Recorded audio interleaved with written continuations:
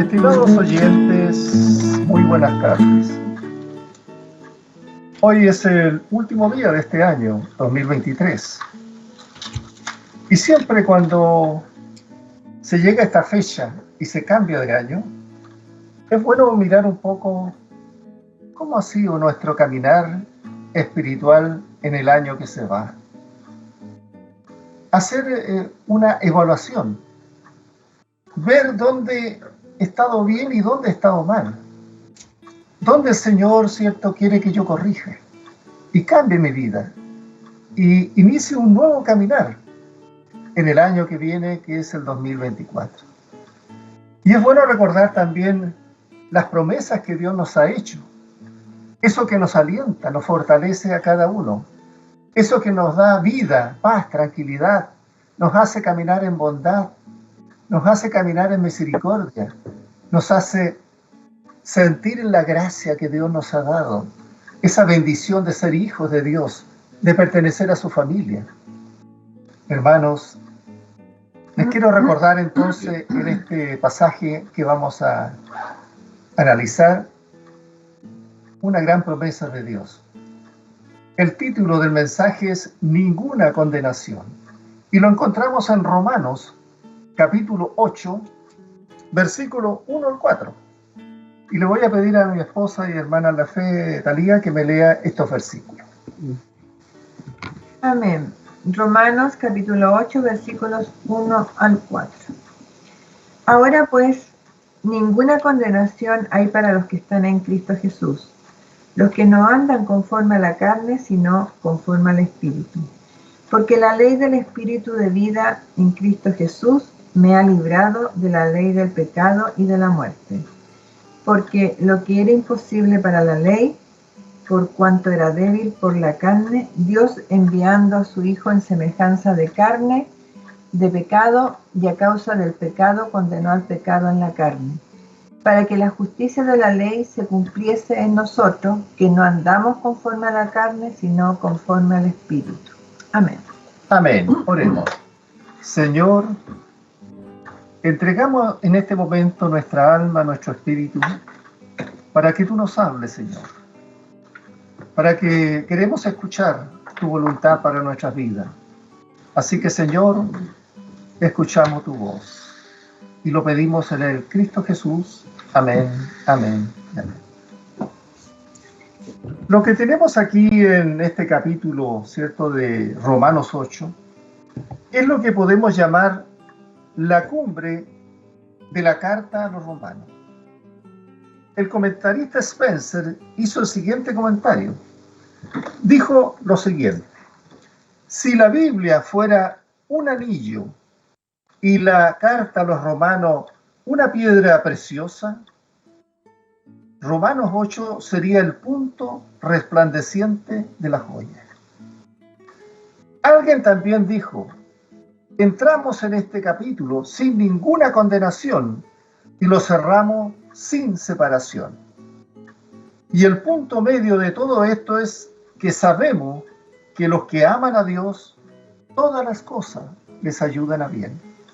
Esto es, a los que conforme a su propósito son llamados.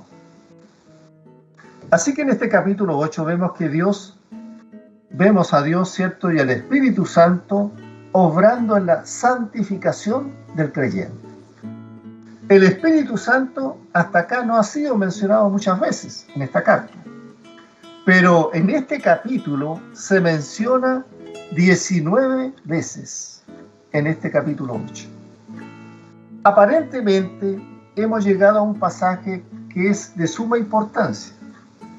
Quiere decir, estimados oyentes, que si queremos hacer en esta vida algo que sea del agrado de Dios, debemos llevarlo a fin en el poder del Espíritu Santo. Es el único que transforma nuestras vidas. Es el único que nos va a ayudar a centrarnos en las cosas que tienen una mira en lo más alto del cielo y nos prepara para la vida que es en Cristo Jesús. La santificación es la obra del Espíritu Santo en la vida regenerada del creyente.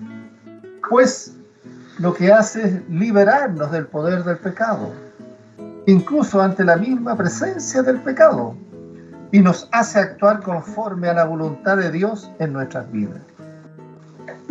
Los primeros versículos de este Romanos 8 han sido llamados por Godet la victoria del Espíritu Santo sobre el pecado y la muerte. Vamos a recordar entonces el primer versículo de Romanos 8:1. Ahora, pues, ninguna condenación hay para los que están en Cristo Jesús, los que no andan conforme a la carne, sino conforme al Espíritu. Antes pues, que Pablo escribe es importante. Significa que lo que él dice viene de un argumento lógico. Es como que Pablo dijera, puedo probar lo que digo aquí. Y esto hace que una lo que Pablo dijo anteriormente con lo que está diciendo acá. En Romanos 7, en el capítulo 7, Pablo habló de las limitaciones de la ley. Aunque la ley era santa, como lo dice en Romanos 7:12, informaba a las personas de la existencia del pecado y a su vez los hacía responsables. Lo que Pablo no logró, o lo que el pecado, ¿cierto?, y la ley no logró, fue hacer santa a las personas. Es más, dice Pablo ahí escribiendo en Romanos 7:9, el pecado revivió, dice Pablo, y yo morí. En 7:10 Pablo dice, a mí me resultó para muerte. En 7:11 Pablo escribe, me engañó y por él me mató, dice. Y en 7:25, con la mente sirvo a la ley de Dios, dice, más con la carne a la ley del pecado. Pero Pablo invierte estas 4 apreciaciones pesimistas, las que hemos leído, afirmando que ahora, pues, ninguna condenación hay. ¿Por qué? Leamos lo que dice Pablo en Romanos 5:18. 5:18 dice, así que, como por la transgresión de uno vino la condenación a todos los hombres, de la misma manera, por la justicia de uno vino a todos los hombres la justificación de vida. Así que dice, no hay condenación alguna, dice, para los que están en Cristo Jesús.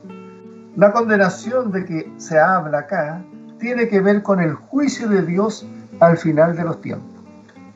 Esto es lo que Pablo demuestra.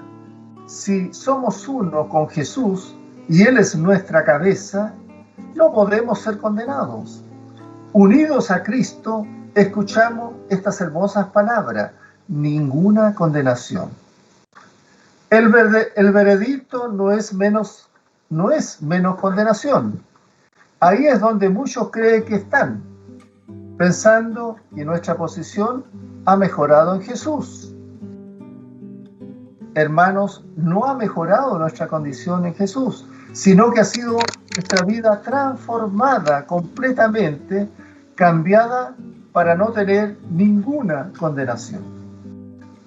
Lo que Dios atestigua en las Escrituras resume en el fondo que los siervos del Señor debemos testificar siempre a la gente. Decirle, si no estás en Cristo Jesús y estás caminando gobernado por la carne, por lo tanto, no has escapado de la condenación y del juicio que viene. Eso es lo que tenemos que transmitir a las personas. Así que entonces, cuando se nos dice que no tenemos ninguna condenación, nos resulta muy alentador. A pesar de saber, a través del relato de Pablo en Romanos 7, que él perdió su salvación y por eso no perdió su salvación. Y por eso dijo, ninguna condenación hay para los que están en Cristo Jesús. Pablo, bien sabemos, en Romanos 7, habla de toda esa lucha que él tenía entre lo espiritual y lo carnal. Sin embargo, él no estaba disfrutando de la vida cristiana, Pablo mismo en sí se consideraba un fracaso y se sentía como un hombre miserable. Pero Dios quería que él disfrutara de la alegría en su vida. Ahora, ¿cómo iba a lograr esto? ¿Cómo Pablo podría lograr esta alegría en su vida terrenal? La respuesta la encontramos aquí en el versículo 2. Porque la ley del Espíritu de vida en Cristo Jesús me ha librado de la ley del pecado y de la muerte. Pablo especifica y reitera en este versículo que no hay ninguna condenación para los que están en Cristo Jesús. La ley del Espíritu de vida en Cristo Jesús nos libera, hermano, de la ley del pecado y de la muerte. Dios sacó al pueblo de Israel de Egipto. Egipto era un símbolo del pecado y símbolo de la muerte espiritual. Y les prometió a este pueblo de Israel una nueva nacionalidad y los llevó a una tierra prometida y a un reino de vida. La ley del pecado y de la muerte era una ley fuerte y aparentemente absoluta, pero la ley del Espíritu de vida en Cristo es aún más fuerte. Y la ley del Espíritu, ¿qué hace? Nos libera de la ley del pecado y de la muerte. Somos hechos libres de la ley del pecado. El cristiano, queridos oyentes, no tiene que pecar, porque él ha sido ya librado del dominio del pecado. Somos librados de la ley de la muerte. La muerte ya no tiene ningún poder sobre nosotros, sobre el creyente. En Romanos 8:1 nos dice que somos libres de la culpa del pecado. Y en Romanos 8:2 nos dice que somos libres del poder del pecado. La ley puede hacer muchas cosas. Nos puede guiar, la ley, nos puede enseñar, puede contar acerca del carácter de Dios, pero la ley no puede dar energía a nuestra carne, no puede darnos un estándar, un nivel, no puede entregarnos ese nivel de vida que agrada a Dios. La ley no lo puede hacer. Por cuanto era débil, dice Pablo, por la carne. La ley es débil debido a que habla a nuestra carne. Cuando leemos la ley, especialmente, ¿cierto?, los primeros 5 libros, ¿qué nos dice? Nos muestra, nos enseña lo que Dios quiere. Viene y es entregada a hombres carnales y les habla como a hombres carnales. Por eso el que no tiene el Espíritu de Dios no entiende la ley, no la sabe interpretar. Pero la obra del Espíritu nos transforma. ¿Y por qué nos transforma? Por la crucifixión del viejo hombre e imparte a nosotros un nuevo hombre, un principio superior a la carne. Una analogía dice de Hood: una vid no produce uvas porque hay una ley del Parlamento. Estos son fruto propio de la vid, no por una ley, sino que son propios de la vid. Así la conducta que se conforma al estándar del reino de Dios no se produce por ninguna demanda, por ninguna ley, ni siquiera por la ley de Dios, sino que es el fruto de la naturaleza divina de Dios, que da como resultado lo que Él ha hecho en y por Cristo en nosotros. Cuando permitimos que la carne reine sobre nuestro espíritu, nos encontramos entonces encadenados por los patrones pecaminosos y la desesperación. Eso es lo que vimos en la vida de Pablo, que escribe en su lucha en Romanos 7. Así que andando en el Espíritu significa que estamos en el curso, en la dirección correcta, en el progreso de nuestra vida está siendo dirigido entonces por el Espíritu Santo. Y eso pasa a ser un movimiento continuo y progresivo en nuestra vida. ¿Qué nos dice el versículo 3? Porque lo que era imposible a la ley, por cuanto era débil por la carne, Dios, enviando a su Hijo en semejanza de carne de pecado, y a causa del pecado, condenó el pecado en la carne. Así que lo que era imposible para la ley, por cuanto era débil por la carne, si bien Pablo no especifica exactamente cómo ha fallado la ley, sabemos que la intención de la ley fue revivir el alma, hacernos sabios, alegrar nuestro corazón y alumbrar nuestros ojos. Por eso el salmista escribe en el Salmo 19, 7 y 8 lo siguiente: la ley de Jehová es perfecta, que convierte el alma. El testimonio de Jehová es fiel, que hace sabio al sencillo. Los mandamientos de Jehová son rectos, que alegran el corazón. El precepto de Jehová es puro, que alumbra los ojos. Así que la intención de la ley era mantener a Israel apartado de la vergüenza del pecado. Lo que la ley quería era apoyar a Israel en la alabanza a Dios. Lo que quería la ley en Israel era que pudiera vivir de manera que Dios no los rechazara. Lo que quería la ley era que Israel se mantuviera recto. Y lo que quería la ley a Israel era ayudarlo para que no pecaran contra Dios. Por eso el salmista, en el Salmo 119, 5 al 12, nos dice lo siguiente: ojalá, dice, fuesen ordenados mis caminos para guardar tus estatutos. Entonces no sería yo avergonzado cuando atendiese a todos tus mandamientos. Te alabaré con rectitud de corazón cuando aprendiere tu justo juicio. Tus estatutos guardaré, no me dejes enteramente. ¿Con qué limpiará el joven su camino? Con guardar tu palabra. Con todo mi corazón te he buscado. No me dejes desviarme de tus mandamientos. En mi corazón he guardado tus dichos para no pecar contra ti. Bendito tú, oh Jehová, enséñame tus estatutos. No obstante, a pesar de todo esto, la ley fracasó. Incluso fracasó en sus más fieles guardianes. ¿Quién eran estos? Los escribas y fariseos. Jesús le llamó generación de víboras e hipócritas. Retaban a Jesús estos fariseos y escribas con frecuencia.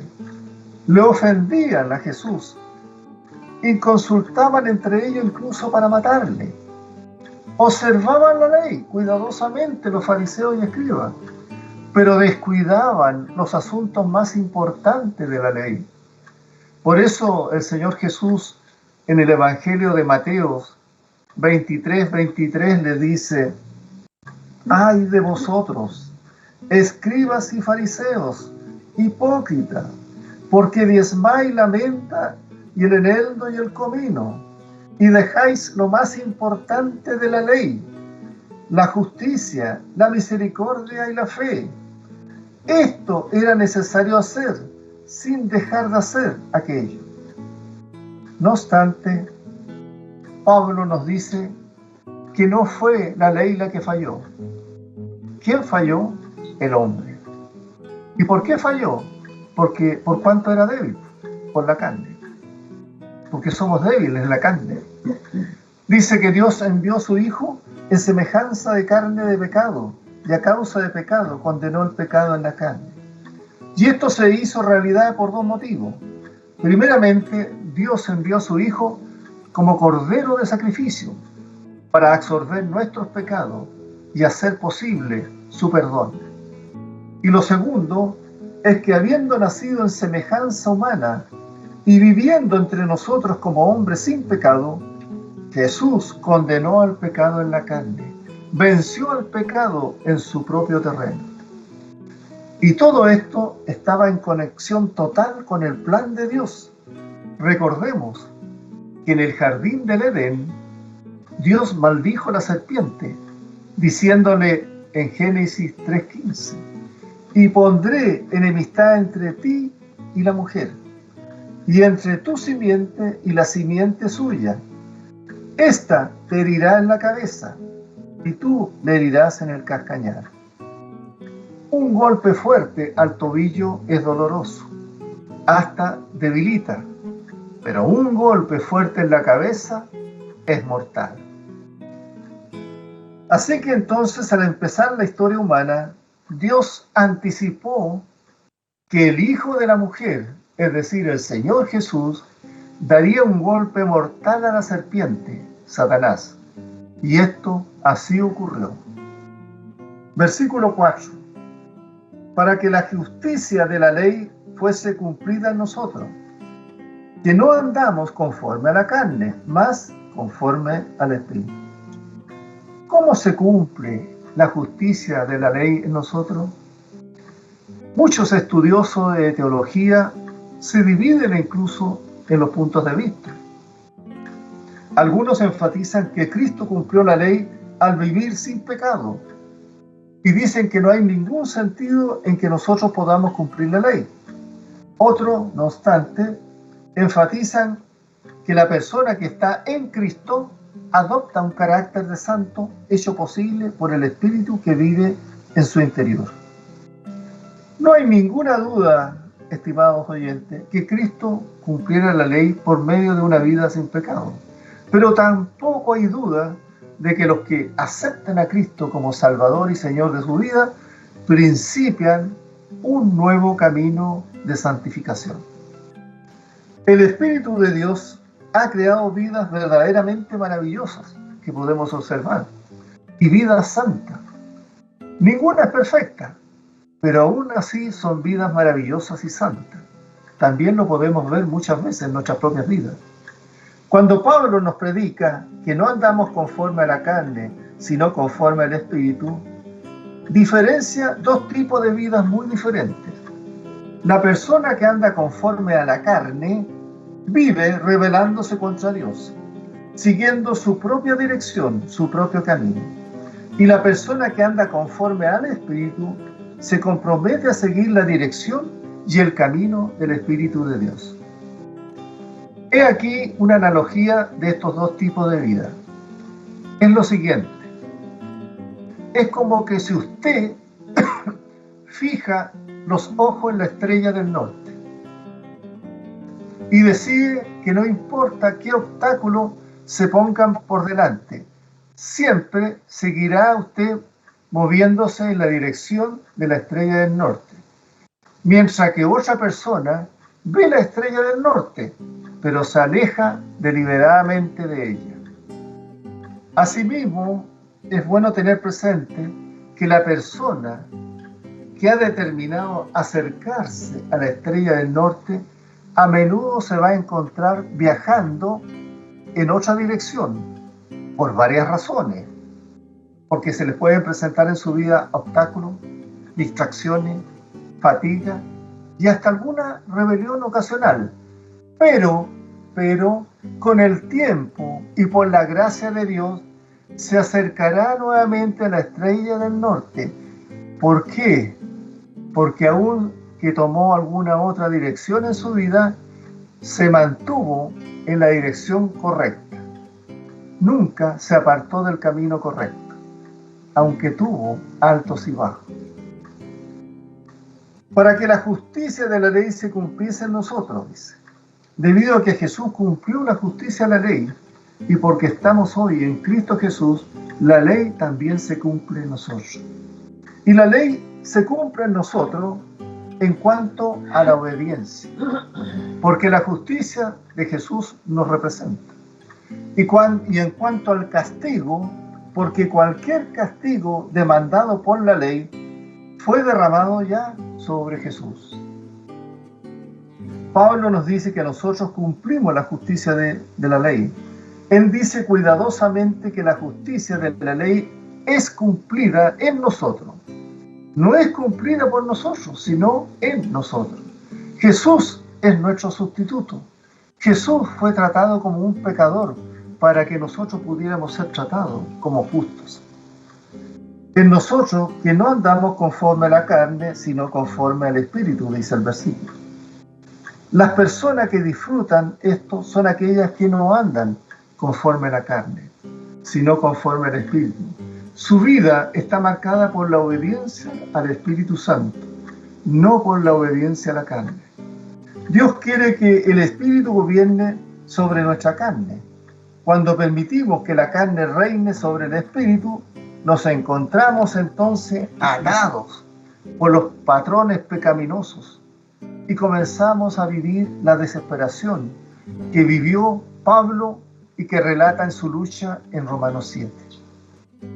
Nuestro andar, que es el estándar de nuestra vida, debe ser conforme al Espíritu y no conforme a la carne. Caminando en el Espíritu expresa que la dirección y el progreso de nuestra vida espiritual está siempre dirigido por el Espíritu Santo en nuestras vidas. Y esto pasa a ser entonces un movimiento continuo y progresivo en nuestro caminar. De lo que sí debemos estar conscientes es estar atentos, es que la carne sigue con nosotros. Aunque no andamos bajo el dominio de la carne, igualmente la carne está con nosotros y va a estar con nosotros, y por lo tanto la carne se va a esforzar por comprometernos con el pecado. Nos estará haciendo siempre la guerra, nos va a estar siempre fastidiando y nos va a entristecer, y estará con nosotros hasta que nosotros seamos llevados al cielo, ya sea en la muerte o en el arrebatamiento que vendrá pronto. En resumen, estimados oyentes, que si usted como yo queremos hacer en esta vida algo que sea del agrado de Dios, debemos llevarlo a fin en el poder del Espíritu Santo. Como dijo el apóstol Pablo en su carta a los Efesios, Efesios 5, 18, no os embriaguéis con vino, pues esto lleva al desenfreno, antes ser llenos del Espíritu. La santificación es solo la obra del Espíritu Santo en la vida regenerada del creyente, lo cual nos libera del poder del pecado. Incluso ante la misma presencia del pecado, aún estando ahí el pecado frente a nosotros, nos permite que sigamos obrando y seamos triunfadores en la voluntad de Dios, porque vamos a rechazar el pecado aunque esté frente a nosotros. Así sea. Amén. Oremos. Amén. Señor, gracias damos, Padre Celestial, por tus promesas,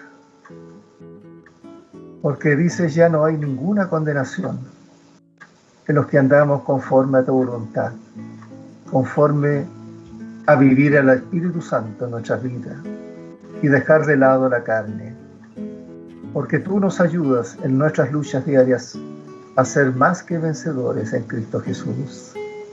Gracias, Señor, por tu palabra. Bendita sea esa palabra maravillosa en nuestra vida. En Cristo Jesús pedimos todas estas cosas. Amén, amén y amén.